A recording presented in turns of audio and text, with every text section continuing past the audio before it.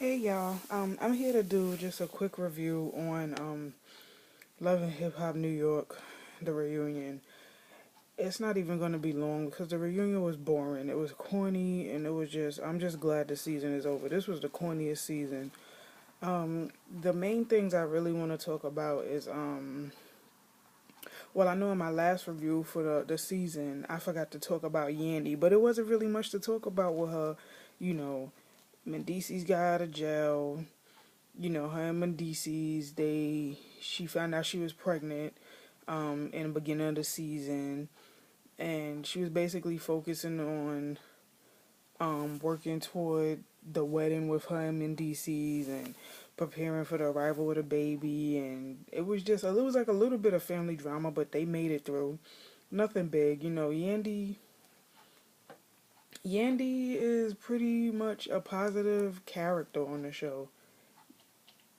It's not really much like bad to say about her. She's like basically a positive character, and I love her and Mendice's relationship. I love their family dynamic, and that's it. I ain't really have much to say about them, but the reunion was just annoying. The first thing I wanted to say was, well, Cisco, you could tell he ain't never been on TV before because he was acting like he well in the beginning he was acting like a big shot, like he gonna say, because I think Johnny Blaze said something to Diamond, and Cisco laughed. So Diamond was like, "Yeah, I'm gonna get all up in your ass too, Cisco," and then he gonna say, "You on this show because of me." Dude, didn't nobody even know who you were before this show aired, okay? And then you on this show, you look like a complete prick for how you treated Diamond and how you treat women, period. Like your own baby mother can't stand you. So, and then I remember somebody pointed out, I think on Twitter, they was like, oh, see, I see Cisco treat black women like crap, and he sits up here and he serenades and woos the Spanish women, and I'm like, that does kind of seem true because he bought flowers to Sin Santana's her charity event for her brother, and but he treated Diamond like crap from beginning to end of the season. So Cisco annoyed me. I'm not even gonna waste time talking about him. But the reunion was just too much. Like Johnny Blaze annoyed the hell out of me at this reunion, cause it's like she was mad for nothing. Like she was mad at Rich, talking crap about Rich. She was mad at Diamond. I don't even understand what her hatred with Diamond is. It doesn't even make sense why she doesn't like Diamond. Why? Because her and Rich allegedly slept together. So what? Rich is a creep, and Rich is single. It's not like he's married. Rich is single. Rich can date and deal with whoever he wants to. Don't get mad. You just another pawn in his game.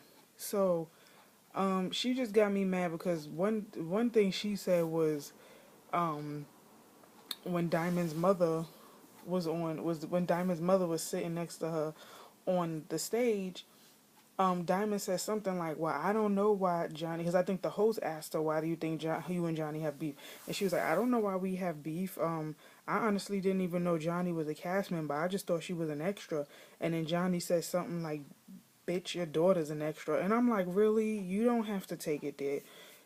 You could talk about a person all day, but don't involve kids. Kids don't have nothing to do with your argument. You are a grown woman. That's just rude."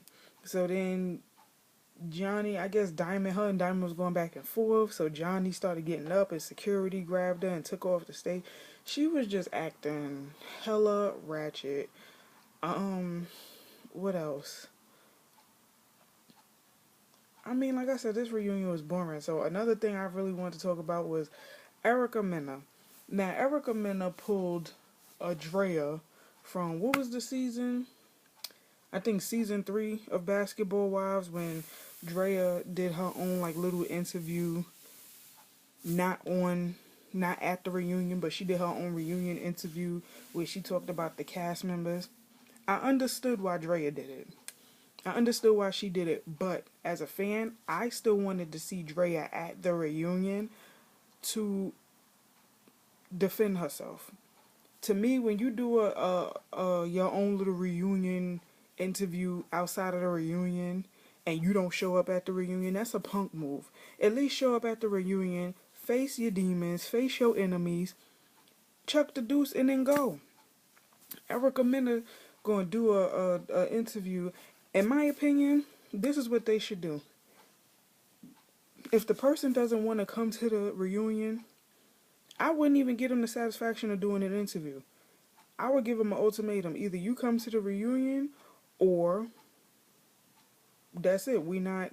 If you decide not to come to the reunion, don't expect to do no separate interview, because we don't care.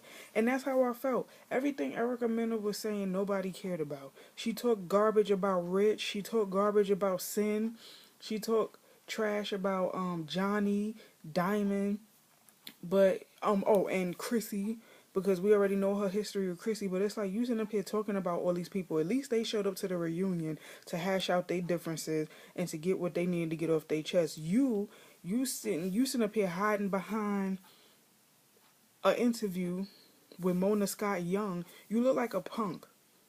She basically was saying that Rich Chrissy and Sin needed their 15 minutes of fame because of her, and how Diamond is a messy mother for calling her daughter a dog. Okay, first of all, yeah, Diamond was a bit messy with that or whatever, but my thing is, you can't call nobody a terrible mother when we just seeing your son this season.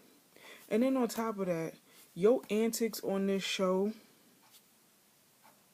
like, if I was your kid, I'd be embarrassed.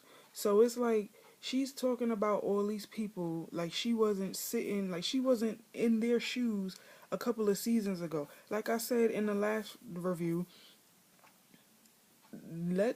we can all go back to season 2 and see how Erica ended up on this show. She came on this show mad aggressive, like mad thirsty. Like, it felt like, to me, she didn't really have a reason to not like Kimbella. But it seems like with Erica, just to me, Erica was always getting into like irrelevant arguments with people who are more irrelevant than she is. So like, that's just how I felt. And I mean, not to say that Kimbella is irrelevant, but I didn't really know who Kimbella was before Love and Hip Hop. But it's like, I felt like every argument she got into with people was with people that y'all basically doing the same thing. So what are you so mad about?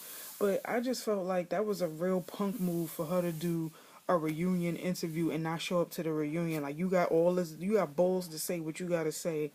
You got balls to say what you want to say to Mona Scott Young, but you won't say it on that stage to the people that you're talking about. That's a punk move, and that's why I'm glad Sin was like, I don't care. Rich was like, I made her, which basically he did. I mean, he did put her out there. He did get her name popping, but I mean, Erica Mena did have like a resume before she met Rich, but he did elevate her career just a teensy bit, because Rich Dollars ain't that great himself. Like, because I'm like, what the hell happened to Olivia? Now, that was somebody that's talented. She just got a jacked up attitude, but that's neither here nor there. But yeah, like, that's just my main thing with the reunion. I don't really care to talk about it too much anymore, because it was boring, and I'm glad it was only 2 parts, because this was a boring season. It was a boring reunion. I was just hyped that Love and Hip Hop Atlanta came back or whatever. So, I mean, I'll probably do a seasonal recap of that and a review of the reunion or whatever. But yeah, that's all I got to say about this reunion. Alright, so I'll see you guys in the next video.